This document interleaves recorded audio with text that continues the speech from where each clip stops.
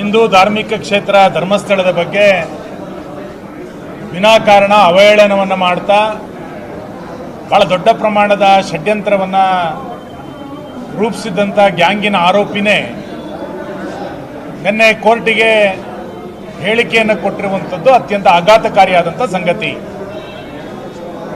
ನಾನು ವಿಧಾನಸಭೆಯಲ್ಲಿ ಮತ್ತು ನಮ್ಮ ಪಾರ್ಟಿ ಬೇರೆ ಬೇರೆ ಸಂದರ್ಭಗಳಲ್ಲಿ ಇದನ್ನು ಪದೇ ಪದೇ ಉಲ್ಲೇಖ ಮಾಡಿದ್ವಿ.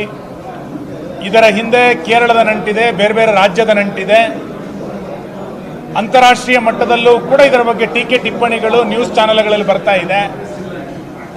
ಹಿಂದೂ ಧಾರ್ಮಿಕ ಕ್ಷೇತ್ರವನ್ನು ಅವಹೇಳನ ಮಾಡುವಂಥ ಒಂದು ಹುನ್ನಾರ ಧರ್ಮಸ್ಥಳದ ಮುಖಾಂತರ ಆಗ್ತಾ ಇದೆ ಅನ್ನೋದನ್ನ ನಾವು ಪದೇ ಪದೇ ಉಲ್ಲೇಖ ಮಾಡಿತ್ತು.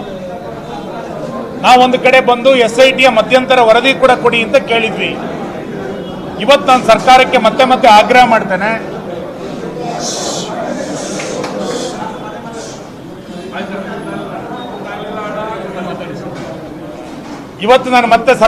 ಆಗ್ರಹ ಮಾಡ್ತೇನೆ.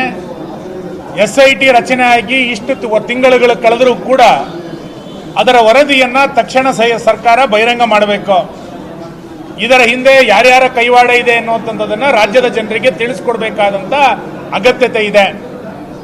ಆರೋಪಿ SITಯ ಮುಂದೆ ಹೇಳಲಿಕ್ಕಾಗದನ್ನ ಇವತ್ತು ಕೋರ್ಟಿನ ಮುಂದೆ ಹೇಳಿದ್ದಾರೆ ಅಂತಂದ್ರೆ SIT ಯಾವ ರೀತಿಯಾದಂಥ ತನಿಖೆಯನ್ನು ಮಾಡಿತ್ತು?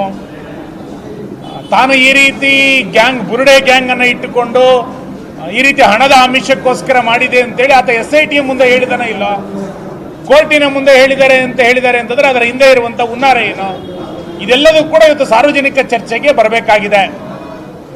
ಮಾನ್ಯ ಶಿವಕುಮಾರ್ ಅವರು ವಿಧಾನಸಭೆಯಲ್ಲಿ ಹೇಳಿದ್ರು, ಕಾಸು ಬಿಡದ ತಿಮ್ಮಪ್ಪ, ಮಾತು ಬಿಡದ ಮಂಜುನಾಥ ಅನ್ನುವಂಥ ಮಾತನ್ನ ಅವರು ಉಲ್ಲೇಖ ಮಾಡಿದ್ರು. ನೀವು ಅವತ್ತು ಹೇಳಿದ್ರಿ, ನಾನು ಧರ್ಮಸ್ಥಳದ ಪರವಾಗಿದ್ದೇನೆ ಅನ್ನುವಂಥ ಮಾತನ್ನ ಅವತ್ತು ಹೇಳಿದ್ರಿ. ಹೆಸರಿನಲ್ಲಿ ಶಿವ ಅಂತ ಇಟ್ಕೊಂಡ್ರೆ ಆಗಲ್ಲ. ಇವತ್ತು ಸ್ವತಃ ಧಾರ್ಮಿಕ ಕ್ಷೇತ್ರವಾದಂಥ ಮಂಜುನಾಥ ಸ್ವಾಮಿಯ ಧರ್ಮಸ್ಥಳದ ಕ್ಷೇತ್ರದ ಬಗ್ಗೆ ಯಾರು ಅವಹೇಳನವನ್ನು ಮಾಡಿದ್ದಾರೆ ಅವ್ರನ್ನ ಒದ್ದು ಒಳಗಾಕಬೇಕಾಗಿತ್ತು ಸರ್ಕಾರ.